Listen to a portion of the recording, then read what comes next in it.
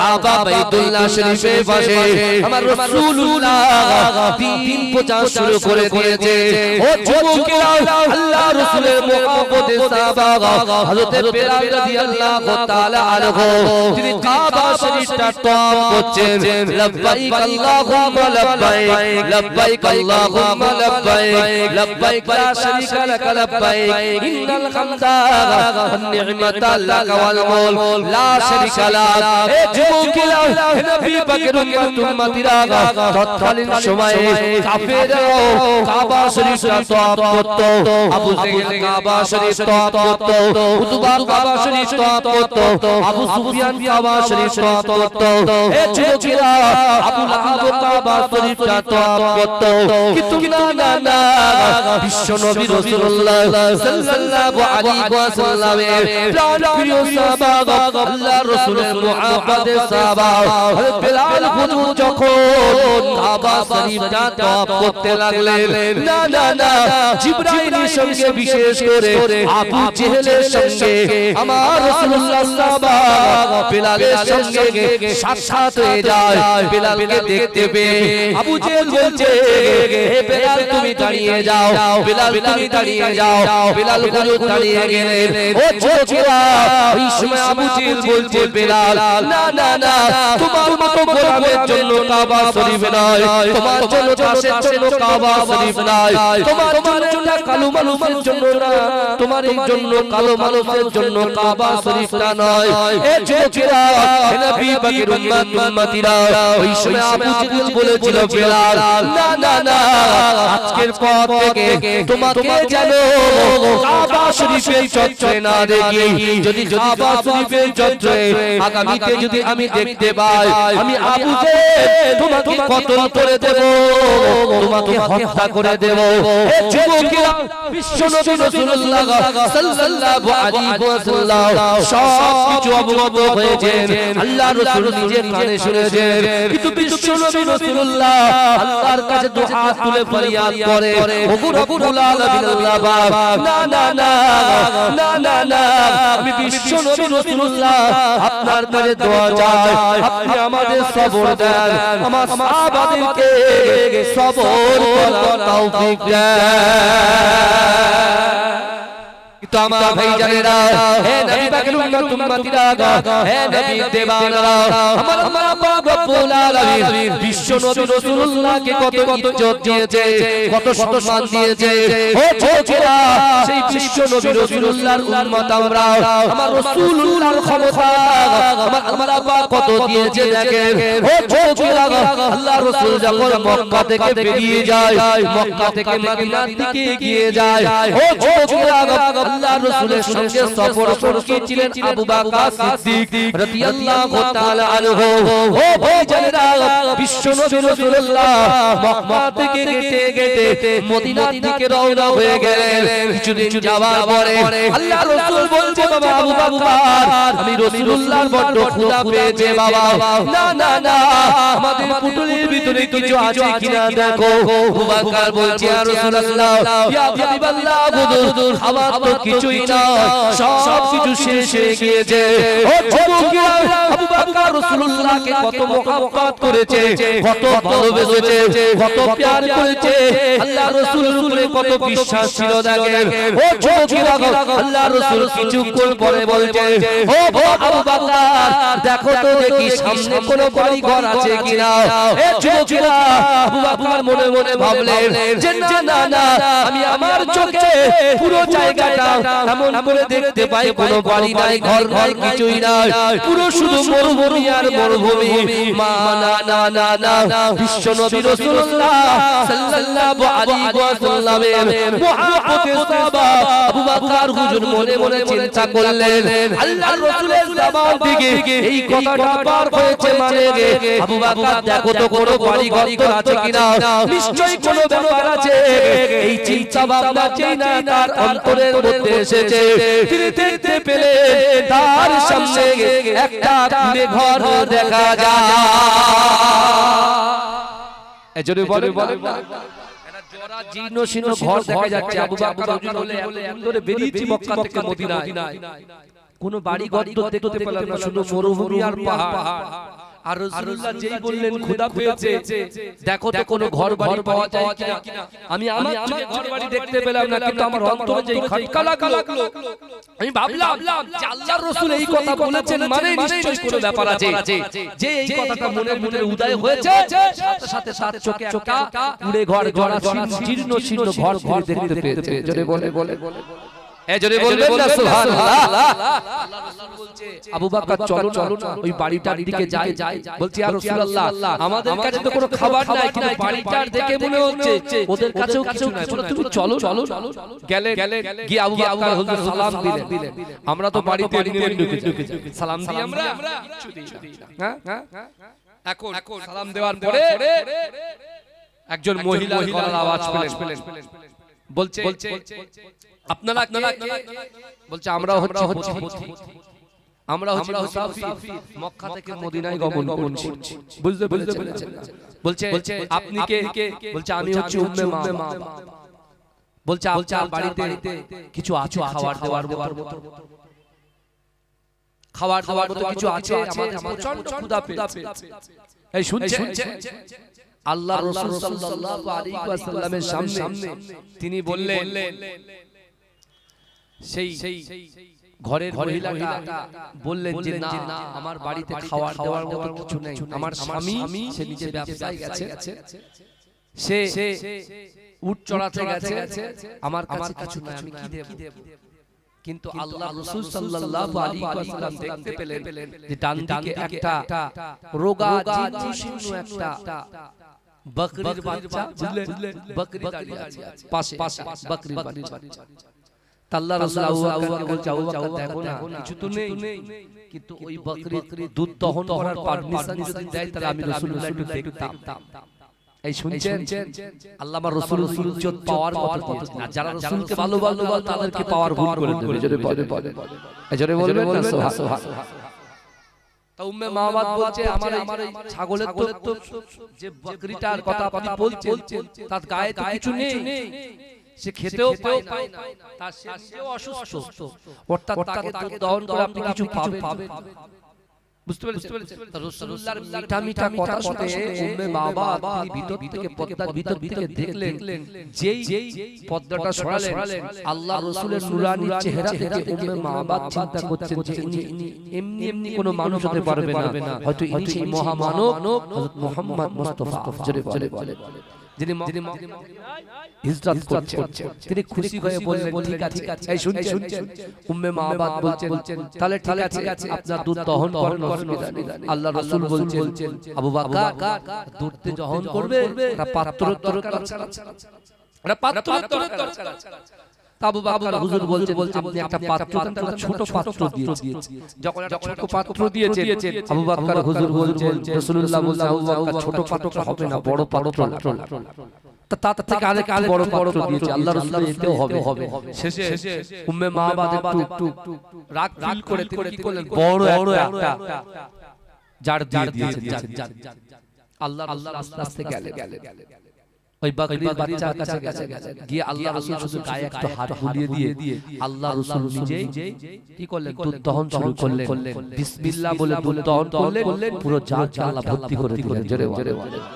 জোরে বলবেন না? কিন্তু আমার রাসূল সাল্লাল্লাহু আলাইহি ওয়াসাল্লাম কি করলেন, আগে নিজে পান করলেন, আবু বকরকে পান করালেন না। আল্লাহ রাসূল কি করলেন, আগে যে বাড়ি থেকে নিয়েছেন সেই বাড়ির লোকদেরকে আগে পান করানোর জন্য রাসূলুল্লাহ ভাগ করে দিলেন। জোরে বলবেন না? উম্মে মাওয়াত বলছে যে আমার যে বকরিটা মরণপন্ন অবস্থা, আল্লাহ রাসূলের ছোঁয়ায় আল্লাহ তার শরীরে এত তাকাত, এত শক্তি দিয়েছেন, তারপর থেকে আমাদের বাড়ির খাওয়ার কোনো সমস্যা হয় না। জোরে বলবেন না?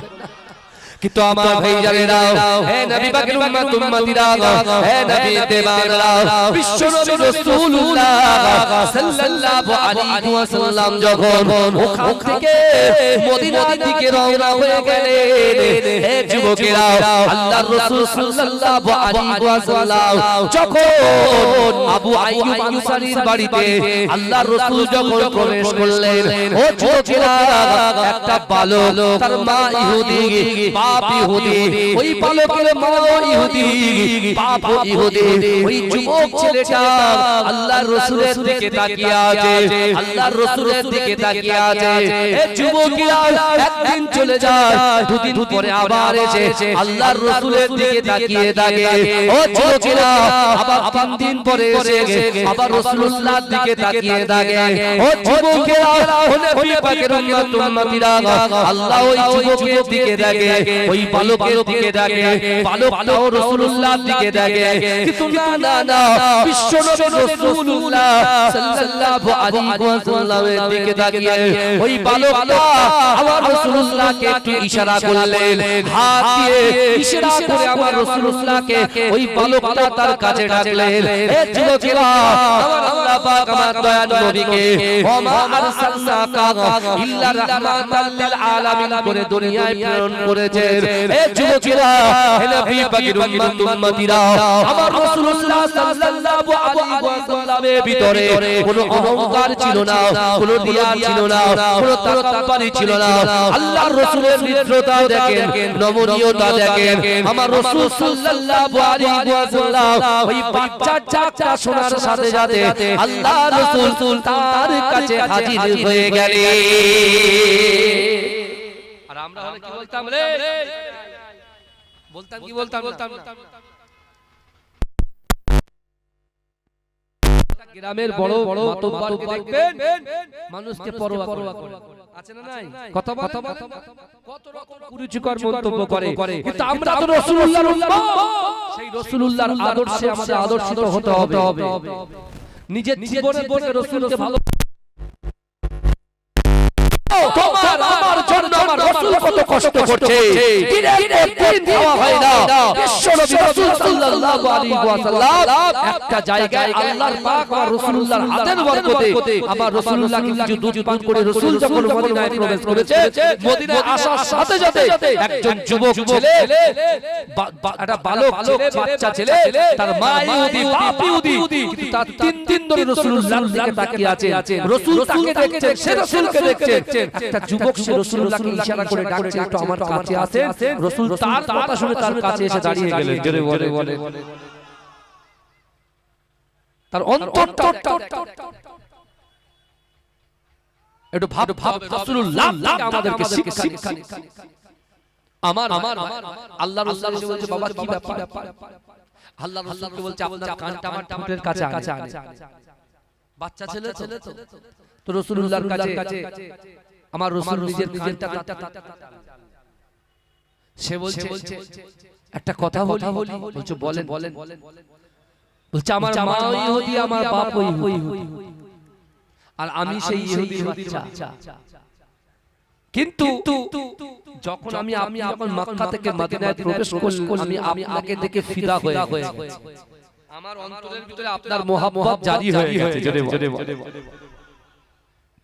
আমি এই মুহূর্তে আপনার জন্য নিজের জীবন দিতে পারি। জোরে বলে কিন্তু শুনেন, আমি আমার মা বাবাকে কষ্ট দেব না, কারণ আপনাকে ভালোবাসতে গেলে আপনার হাতে হাত দিয়ে কলেমা পড়ে মুসলমান হতে হবে। কিন্তু আমি কলেমা পড়ে মুসলমান হতে পারবো না, কারণ আমার বাবা মাকে আমি কষ্ট দিতে পারবো না। কিন্তু হ্যাঁ, আপনি পারমিশন দেন, যে কথা দিন আমি বেঁচে থাকবো, আমি আপনার গোলাম হয়ে থাকবো। জোরে বলে আরে যারা কোরআনের বিরুদ্ধে কথা বলে, অসীম সরকার ভালো শোনো, যারা কোরআনের বিরুদ্ধে কথা বলে, আমার রাসূলুল্লাহর বিরুদ্ধে কথা বলে, ইসলাম কখনো জবরদস্তি ভাবে কোন মানুষ ইসলামের মধ্যে দাখিল করেন না।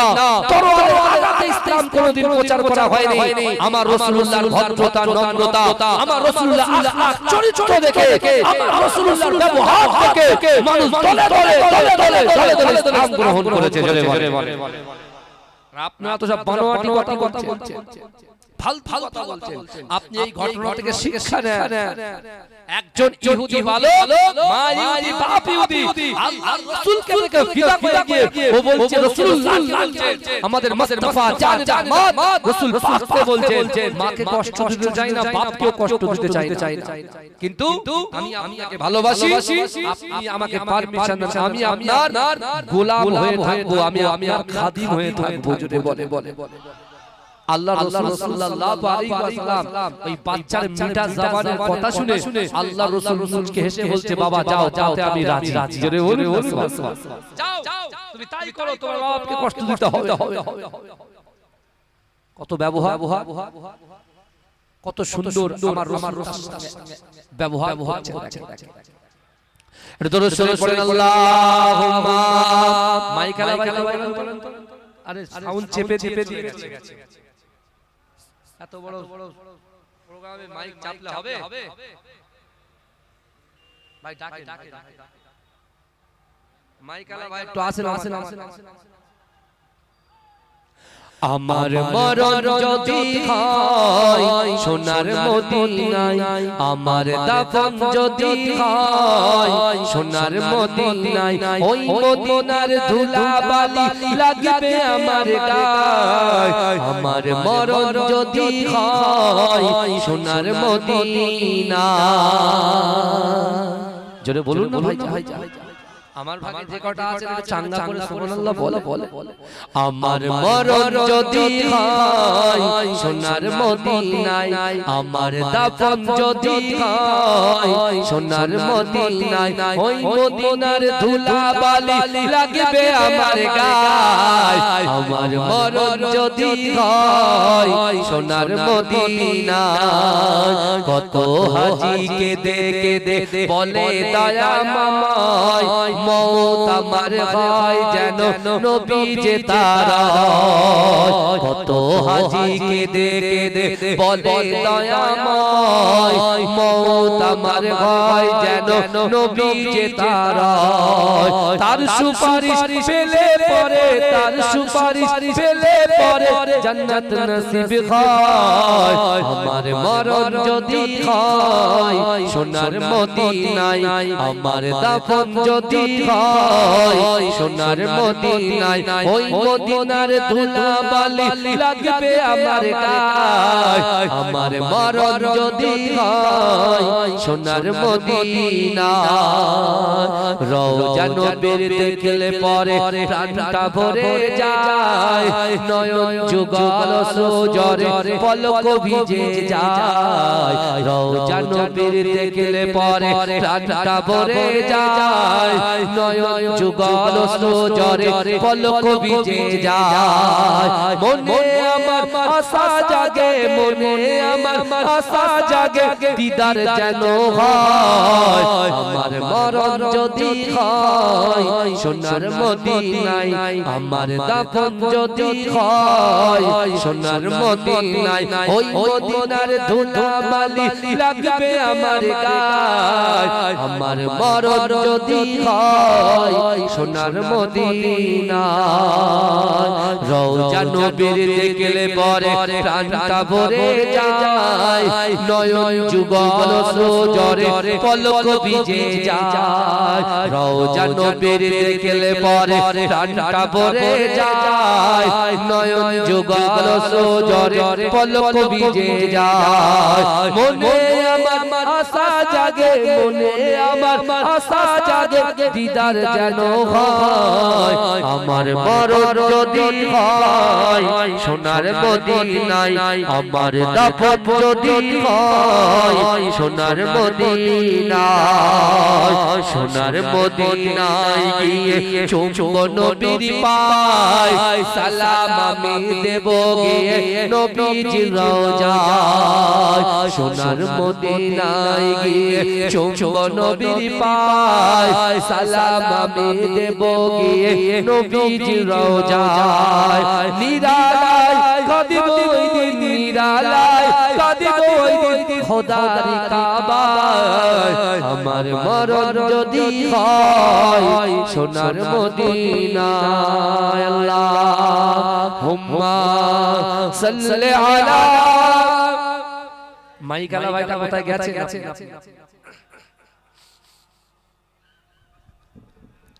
সাউন্ড ক্লিয়ার আছে এই সাউন্ড ক্লিয়ার আমার বাবাজিরা ভাইরা যে কথা আমি আপনাদেরকে বলছিলাম আল্লাহ পাক কুরআন পাকের ভিতরে বলছেন বান্দা ওয়াসারিউ ইলা মাগফিরাতিন মির রাব্বিকুম ওয়া জান্নাতিন আরদুহাস সামাওয়াতু ওয়াল আরদ উইদ্দাত লিল মুত্তাকিন আল্লাহ বলছে বান্দা তোমরা অতি দ্রুত প্রতিযোগিতা করো আমি আল্লাহ আমার ক্ষমার দিকে সামনে চাপা আছে চলেন ভালো আল্লাহ বলছে তোমরা অতি দ্রুত অগ্রসর হও আমি আল্লাহ আমার ক্ষমার দিকে জোরে বলে আল্লাহ বলছে বান্দা আমি আল্লাহ জান্নাতটা কত বড় করেছি তোমরা কি জানো আল্লাহ বলছে বান্দা আসমান জমিনের মিডলে যতটা ফাঁকা জায়গা আছে ওই ফাঁকা জায়গা শুধু একটা জান্নাত আমি আল্লাহ তোমাদের জন্য সৃষ্টি করেছি জোরে আল্লাহ বলছে বান্দা ওই জান্নাতে কারা যাবে আল্লাহ বলছে উইদ্দাত লিল মুত্তাকিন যারা মুত্তাকি হবে পরহেজগার হবে আল্লাহ ভীরু হবে হুকুকুল্লাহ আল্লাহর হক হুকুকুল ইবাদ বান্দার হক ভাবে আদায় করবে তারাই যাবে জয়ার জান্নাতে জোরে বলুন সুবহানাল্লাহ আল্লাহ রাসূল সাল্লাল্লাহু আলাইহি ওয়াসাল্লাম ওই ইহুদি বালকটাকে পারমিশন দিলেন রাসূলুল্লাহ খাদিম হিসেবে গ্রহণ করলেন জোরে বলে কিন্তু আমার ভাইজানেরা এ নবী পাকের উম্মত উম্মতিরা হে নবী দিওয়ানারা দিন আসে রাত যায় দিন আসে রাত যায় ও যুবকেরা হে নবী পাকের উম্মত উম্মতিরা কিছুদিন পর আল্লাহ রাসূল সাল্লাল্লাহু আলাইহি ওয়াসাল্লাম যখন মসজিদে নববী শরীফে আল্লাহ রাসূল নামাজের আগে যখন ওযু বানাতেন ও যুবকেরা ওই ইহুদি বালকটা আমার রাসূলুল্লাহর ওযু করার জন্য ওই পানিটা নিজে হাতে তুলে দিতে ও যুবকেরা আল্লাহ রাসূল ওযু করে যখন মুখটা মুছতেন ওই তাওয়ালটাও ওই যুবকটা আমার রাসূলুল্লাহর হাতে তুলে দিতে ও যুবকেরা ও নবী পাকের উম্মত উম্মতিরা ও নবী দেওয়ারা বিশ্বনবী রাসূলুল্লাহ মসজিদে নববী শরীফে নামাজের জন্য যখন প্রবেশ করবেন রাসূলুল্লাহর পিছন ওই যুবকটা যখন মসজিদে নববীর কাছাকাছি চলে গেল আল্লাহ রাসূল মনে মনে চিন্তা করছে না না না এই ইহুদি বালকটা তো আমাকে মুহাব্বত করে ভালোবাসে আজ যদি আমি তাকে জোর জবরদস্তির ভিতরে প্রবেশ করাই তাহলে মানুষ আমাকে কি না বলবে আল্লাহ রাসূল মনে মনে চিন্তা করছে যে না না না আমি ওই যুবককে বলি বাবা আমি এখন মসজিদে নববী শরীফে প্রবেশ করব নামাজ আদায় করব আমার সাহাবাদেরকে নিয়ে আমি রাসূলুল্লাহ কোরআন হাদিস সম্পর্কে আলোচনা করব কঠোরমূলক আলোচনা করব না না না অনেকটা টাইম লাগবে ওই যুবকটা বাইরে দাঁড়িয়ে থাকবে আমি রাসূলুল্লাহ তো সহ্য করতে পারবো না তাই বিশ্বনবী রাসূলুল্লাহ ওই যুবককে বলল বাবা যুবক যাও তুমি তোমার পিতামাতাকে গিয়ে একটু খিদমত করো তাদের সাথে গিয়ে একটু সময় দাও এ যুবকেরা আল্লাহ রাসূল এই যুবককে ওই ইহুদি বালককে এত মহব্বত করেছিল এত প্যার করেছিল এত ভালোবেসেছিল এত তার সঙ্গে আল্লাহ রাসূল আচরণ করেছিল আল্লাহ রাসূলের প্রতি সেই যুবকটা ফিদা হয়ে যায় মহব্বতে পাগল হয়ে যায় ও যুবকেরা আল্লাহ রাসূলকে ওই বালকটা বলছে ইহুদি বালকটা বলছে ও মুহাম্মদ মুস্তাফা সাল্লাল্লাহু আলাইহি ওয়াসাল্লাম না না না আমি বাড়িতে যাব না আমি আপনার মসজিদে নববীর সামনে আপনার দিকে তাকিয়ে থাকব যদি বলবেন না সুবহানাল্লাহ বলছে আমি বাড়িতে যাব না হ্যাঁ ভালো লাগে ওই তো আমি বলে দিলাম আপনার হাতে হাতে কলমা তো আমি পড়ি বাপ মাকে বুঝতে পারছে তাকবীর দেন না নারে তাকবীর মুহাব্বতের সঙ্গে তাকবীর দেন নারে তাকবীর মাসলা কে মুজাদ্দিদ জামান বলুন জিন্দাবাদ পীর সাহেব হুজুরুল্লাহ বলুন জিন্দাবাদ নারে তাকবীর আল্লাহ কোরআনে বলছে বান্দা নাহনু আকরাবু ইলাইকা মিন হাবলিল ওয়ারিদ আল্লাহ বলছে বান্দা আমি আল্লাহ তোমাদেরকে এত মহব্বত করি এত ভালো প্যার করি তোমাদের ঘাড়ের শিরা উপশিরা থেকে অতি নিকটবর্তী আমি আল্লাহ তোমাদের সাথে থাকি জোরে জোরে বলবেন না নিয়ত করতে হবে বাবাজি। আল্লাহ রাসূল সাল্লাল্লাহু আলাইহি ওয়াসাল্লাম আবার বললেন বাবা যুবক যাও তুমি তোমার আম্মুকে একটু খিদমত করে যাও। আমার ভাই জানে দাও হে নবী পাকের উম্মত উম্মতিরা হে নবী দেওয়ানা বিশ্ব নবী রাসূলুল্লাহ সাল্লাল্লাহু আলাইহি ওয়াসাল্লাম যখন এই কথা বলেছেন ওই যুবকটা অজান্তে ঝরঝর করে কাঁদছে। আল্লাহ রাসূলকে বলছি ইয়া রাসূলুল্লাহ ইয়া হাবিবাল্লাহ হুজুর আপনি মসজিদে নববী শরীফে মিম্বারে নামাজে দাঁড়িয়ে যাবেন তো কি হয়েছে আপনার জুতো মোবারকটা মসজিদে নববী মসজিদে নববীর সামনে গিয়ে আপনার জুতো মোবারকটা আপনি খুলে রেখেছেন। আপনি মসজিদে নববী শরীফের ভিতরে থাকবেন কিন্তু না আমি আপনার খাদেম একজন ইহুদি বলো আপনার জুতো মোবারকটা বুকে করে নিয়ে আপনার জুতোর দিকে আমি তাকিয়ে থাকব। জোরে বলবেন না আল্লাহর রাসূল যুবকটার প্রতি ফিদা হয়ে গেলেন। জোরে সে বলছে আপনি বাড়িতে বলছেন আমার সময় সুন্দরে কাটবে আপনাকে ছাড়া কিন্তু আপনি নেই তো কি হয়েছে আপনার জুতো মোবারকটা তো আছে আমার কাছে মসজিদে নববীর সামনে আপনার জুতো মোবারকটা তো খোলা আছে ওই জুতো মোবারকটা বুকে করে নিয়ে আমি দাঁড়িয়ে দাঁড়িয়ে দেখব আর মনে মনে করব যে আমার জীবনটা ধন্য। জোরে বলবে জোরে বলবে না মোহাব্বত কাকে বলে আমার আপনার মতো মোহাব্বত যে বাজার করেই যাচ্ছি মসজিদে আজান হচ্ছে একবার নামাজের দিকেও গিয়ে নিয়ে তো করি মসজিদ আপনার বাজারের পিছনে কোনো খবর নাই। হ্যাঁ আপনি বলুন কোন মানুষের অন্তরে যদি আল্লাহ থাকে রাসূলুল্লাহর মোহাব্বত থাকে সে কোন মানুষকে কুরুচিকর মন্তব্য করতে পারে সে কখনো নামাজটাকে কাজা করতে পারে রোজা কাজা করতে পারে পিতামাতাকে কষ্ট দিতে পারে সন্তানের হক নষ্ট করতে পারে স্বামীর হক নষ্ট করতে পারে ভাইয়ের হক নষ্ট করতে পারে মায়ের হক নষ্ট করতে পারে বাপের হক নষ্ট করতে পারে। আপনি বুকে হাত দিয়ে বলে আল্লাহ বলছে বান্দা ফাইনামা তুআল্লু ফাসাম্মা ওয়াজহুল্লাহ আল্লাহ বলছে বান্দা তোমরা যখন ডান দিকে তাকাও ডান দিকে আমি আল্লাহ আছি তোমরা যখন বাম দিকে তাকাও বাম দিকে আমি আল্লাহ আছি তোমরা যখন সামনে তাকাও সামনেও আমি আল্লাহ আছি তো বান্দা তোমরা যখন পিছনে তাকাও পিছনেও আমি আল্লাহ আছি। জোরে বলুন সুবহানাল্লাহ। কাকে লুকাচ্ছেন তাওয়াল চলে অর্থাৎ তার কিছুক্ষণের মধ্যে তার আত্মাটা কি বার হয়ে যাবে জানটা কবজ হয়ে যাবে। আমার ভাই জানেরা হে নবী পাকের উম্মত উম্মতিরা হে নবী দেওয়ানা বিশ্ব নবী রাসূলুল্লাহ সাল্লাল্লাহু আলাইহি ওয়াসাল্লাম ওই যুবকটার দিকে তাকিয়ে কাঁদে যুবক রাসূলুল্লাহর দিকে তাকিয়ে কাঁদে ও যুবকেরা আল্লাহর রাসূল ওই যুবককে জিজ্ঞাসা করলো ও যুবক তুমি কি আমাকে মোহাব্বত করো? বলে ইয়া রাসূলুল্লাহ হাবিবাল্লাহ না আপনি আমাকে maaf করে দেন আপনার ওজুর পানিটা আমি যুবক তুলে দিতে পারলাম না। ইয়া রাসূলুল্লাহ হাবিবাল্লাহ আমি অসুস্থ হয়ে গেছি পিছন সঞ্চাই সাইত হয়ে গেছি আমার ওটার ক্ষমতা নাই। আল্লাহ রাসূল বলছে ও যুবক শোনো দুনিয়ার জমিনের উপরে তোমাকে আমি মোহাব্বত করেছি তুমি আমাকে মোহাব্বত করেছো কিন্তু না আখিরাতে তোমার সঙ্গে আর সাক্ষাৎ হবে না আখিরাতে তোমার সঙ্গে আর সাক্ষাৎ হবে না। ওই যুবক বলল কেন? বলছে না আখিরাতে যদি আমাদের বন্ধুত্ব ভালোবাসা টিকিয়ে রাখতে চাও তাহলে তোমাকে পড়তে হবে লা ইলাহা ইল্লাল্লাহ মুহাম্মাদুর রাসূলুল্লাহ। তুমি যদি এই কথাটা একবার মুখ দিয়ে বলো আমি রাসূলুল্লাহ ওয়াদা করলাম তোমাকে জাহান্নাম থেকে আমি রাসূলুল্লাহ জান্নাতে প্রবেশ করিয়ে দেব। ও যুবকেরা ও নবী পাকের উম্মত উম্মতিরা সেখানেও আমার দয়ার নবী মুস্তাফা সাল্লাল্লাহু আলাইহি ওয়াসাল্লাম ওই যুবককে বলছে না তুমি তো তোমার মা বাপকে মোহাব্বত করো আমি রাসূল তো তোমার জোর জবরদস্তি করতে পারবো না।